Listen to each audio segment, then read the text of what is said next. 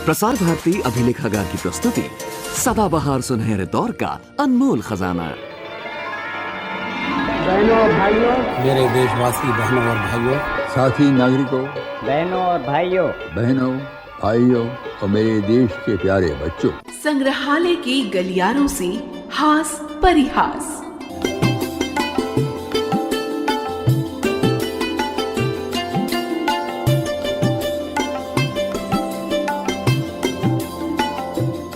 दोस्तों, अक्सर तितलियों, फूलों, इंद्रधनुष जैसी चीजों को देखकर लगता है ना कि दुनिया कितनी रंग बिरंगी है।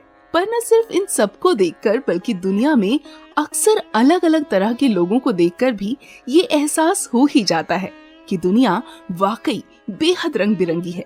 दुनिया के कुछ रंग जहाँ आपके चेहरे पर हंसी, खुशी और चमक ला देते हैं, वहीं कुछ आपके चेहरे की चमक छीन भी लेते हैं। पर सच तो ये है कि प्यार का रंग सबसे खूबसूरत होता है इन रंगों में, और जहाँ प्यार हो वहाँ जिंदगी बेहद रंग बिरंगी होती है। वैसे आपने भी अपने आसपास कई रंग देखे होंगे। कहीं किसी की मेहनत रंग लाती है तो कहीं मेहंदी, कहीं कोई प्यार का रंग बिखेरता है तो कहीं कोई गुस्से में लाल हो रहा होता है। कहीं हर तरफ हरियाली है तो कहीं सुनहरी धूप। कहीं किसी की जिंदगी में इंद्रधनुष जैसे अनेकों रंग हैं तो कहीं किसी की कोरे कागज सी कोरी जिंदगी। कहीं कोई खुशी से गुलाबी हुआ जाता है तो कहीं किसी के चेहरे का रंग एकदम उड़ा हुआ सा दिख रहा है। कहीं कोई सबको अपने रंग में रंग रहा है तो कहीं कोई बेरंग पानी सा जिस रंग में मिला दो उस रंग का हुआ जाता है। किसी भी रंग में कोई भी रंग मिला दो, एक नया ही रंग उभर कर सामने आता है।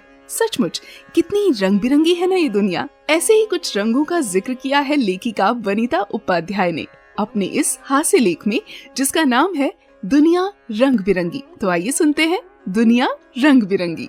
अपनी परस्पर विरोधी विशेषताओं के बावजूद दुनिया कैसी प्यारी और मजेदार रंगीनियों का संगम है। इसे देखिए, सुनिए और कुछ भिन्न भिन्न चटपटी झांकियों का मजा लीजिए। पहले आप कुछ घरेलू झांकियों में झांकिए और फिर उसके बाद कुछ अलग प्रकार की झांकियों में। तो सुनिए, हमारी एक पड़ोसन है, बड़ी ही पतिव्रता है। पति से पहले ताजा खाना कभी नहीं खाती। बुरी आदत जरूर है। खैर, जो पति के लिए इतना त्याग करती है कि उससे पहले ताजा अन्न ग्रहण नहीं करती, वह उसे इतना अधिकार तो स्वयं ही प्राप्त हो जाता है कि जब तब पति को डांट सके। जी हाँ, तो एक बार की बात है, हमें उनके घर खाने का निमंत्रण मिला। हम सब साथ ही खाना खाने बैठे और हम सब ने खाना भी शुरू कर दिया। किंतु ऐसा कुछ हो गया कि उन देवी जी ने कौर पहले मुंह में रख लिया और उनके पति थोड़ा सा पीछे रह गए। अब जहां उन्होंने अपना पतिव्रत धर्म टूटते देखा तो कौर को मुंह में रखे रखे ही जोर से चिल्लाई, अजी जल्दी जल्दी खाओ ना, मैंने खाना मुंह में ही रखा हुआ है।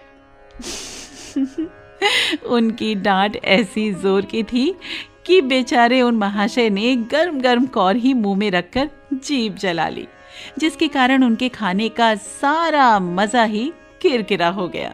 और पतिव्रत धर्म के प्रति ऐसी श्रद्धा और आदर देखकर हमारा मन बाग बाग हो गया। उन श्रीमती जी के प्रति सहसा ही हमारा सिर सम्मान से झुक गया और हम खाने में जुट गए। हमारी एक और परिचिता हैं, उनके पूरे 6 बच्चे हैं। किंतु उनके घर में घुसते ही बड़े ही सुंदर अक्षरों में लिखा हुआ एक पोस्टर आपको दिखाई देगा। 2 या 3 बच्चे होते हैं घर में अच्छे। कभी कभी उनके बच्चे भी यही लाइन गुनगुनाते सुनाई दे जाते हैं। और जब हमने उनसे इसका कारण पूछा तो बड़े ही इत्मीनान से वे उत्तर देती हैं, अजी ये सब तो इस संतोष के लिए है कि हमें सुखी पारिवारिक जीवन का राज मालूम तो है, किसी को सलाह तो दे सकते हैं। और फिर कान के पास मुंह सटाकर धीरे से कहती हैं, अजी हमारे बच्चे तो यूं ही गफलत में हो गए। और फिर ठहाका मारकर हंस पड़ती हैं और हम उनके इस संतोष पर एक गहरी सांस छोड़कर उठ पड़ते हैं। हमारे पति के एक मित्र डॉक्टर हैं और काफी चालू हालत में हैं। मेरा मतलब है उनकी प्रैक्टिस जमकर चलती है। जी हाँ, एक बार की बात है, हम उनकी दुकान पर बैठे थे, जो कि उनके घर का ही हिस्सा है, कि अचानक एक मैडम आई। वो देखने में ही अधिक उम्र की दिखाई दे रही थी। जैसे ही वो कुर्सी खींचकर बैठी, डॉक्टर साहब ने पर्ची निकाली, उनका नाम पूछकर लिखा और फिर फौरन ही उनसे पूछे बगैर उनके नाम के आगे उनकी उम्र 24 वर्ष लिख दी। जब वे दवाई वगैरह लेकर चली गई तो हमने डॉक्टर साहब से इसका कारण पूछा कि जब वे साफ साफ अधिक उम्र की दिख रही थी तो आपने उनकी उम्र कम क्यों लिखी? तो जवाब मिला, हा हा हा, यही तो खास नुस्खा है जिससे वे दोबारा यहाँ तशरीफ लाएंगी। अजी, दवाई तो बाद में असर करेगी, कुछ समझी आप? और हम उनकी सफलता का राज खूब समझ रहे थे, साथ ही उनकी डिस्पेंसरी में स्त्रियों की अधिकता का राज भी।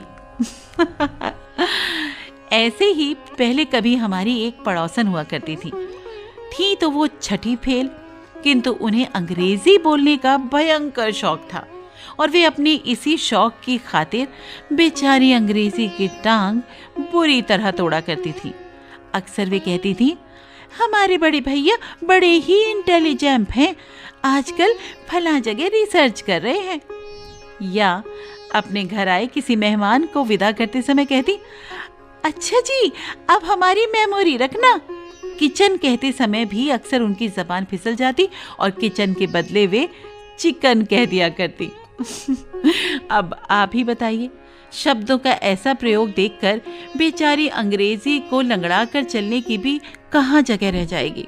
खैर साहब, चाहे अंग्रेजी लंगड़ा कर चले या चलना ही बंद कर दे, उन्हें इससे क्या? उन्हें तो अपना रौब झाड़ने से मतलब था, चाहे इस चक्कर में उनका सारा रौब ही झड़ क्यों ना जाए। यहाँ तो हम अपनी हंसी रोकने में जैसे तैसे सफल हो जाते थे, किंतु हंसी दबाएं भी तो कहाँ तक।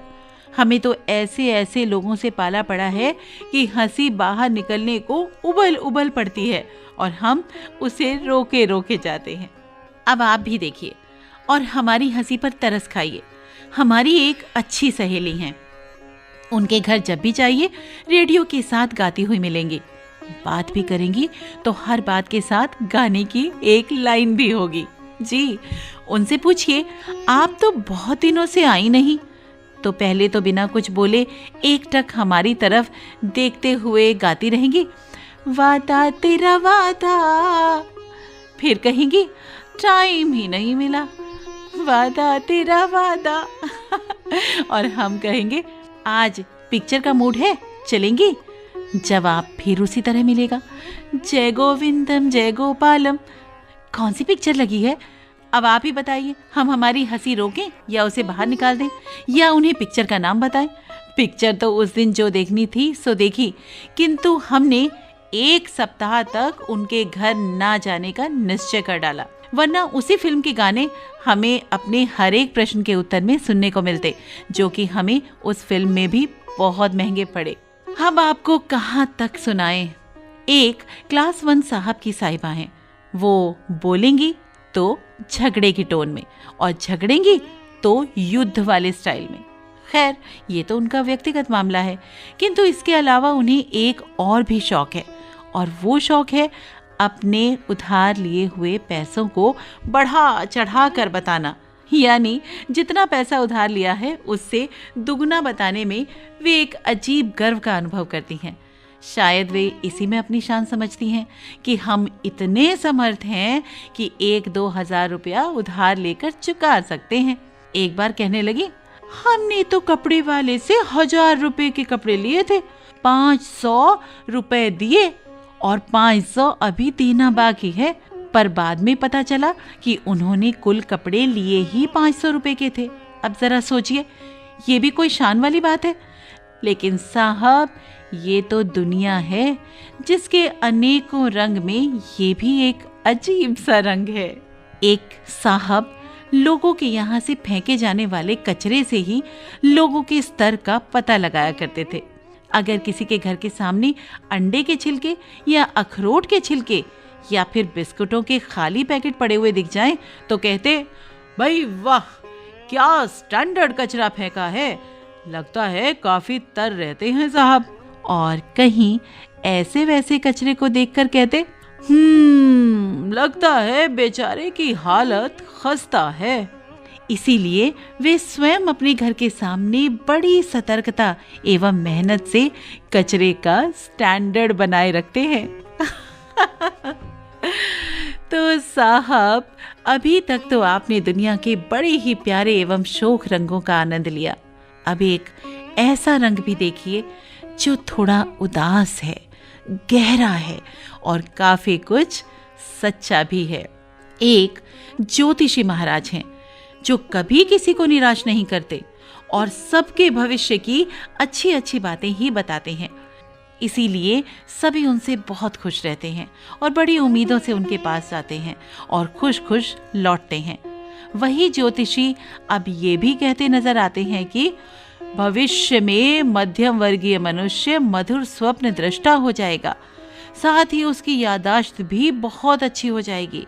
उनसे जब इस प्रश्न का स्पष्ट अर्थ पूछा गया तो उन्होंने बताया कि भविष्य में मध्यम वर्गीय मनुष्य इसलिए मधुर स्वप्न दृष्टा हो जाएगा क्योंकि महंगाई इतनी बढ़ जाएगी कि वो केवल कल्पनाओं में ही जी सकेगा।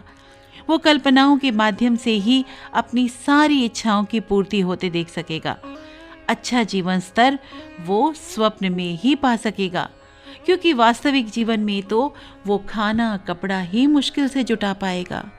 अच्छी याददाश्त होने से उनका मतलब है कि वस्तुओं की कीमतें इतनी बढ़ेंगी कि नौकरी पेशे वाले व्यक्ति को वो याद तो अच्छी तरह हो जाएंगी, लेकिन उन्हें पर्याप्त मात्रा में खरीदने की नौबत शायद ही कभी आ पाएगी। अब प्रश्न ये उठता है कि क्या वास्तव में ऐसा होगा? क्या अकेला गहरा उदास रंग सारे शोक रंगों पर छाकर उनकी सारी शोखी, उनकी सारी मुस्कुराहट छीन लेगा और अच्छा जीवन मध्यम वर्ग के लिए मात्र सपना बन जाएगा? शायद नहीं। यदि गृहिणियां चाहें तो अपनी मित व्ययिता से इस अकेले गहरे रंग को जीवन पर छा जाने से रोक सकती हैं और प्यारे प्यारे शोक रंगों से इसी तरह जीवन को रंगीन और खुशनुमा बनाए रख सकती हैं।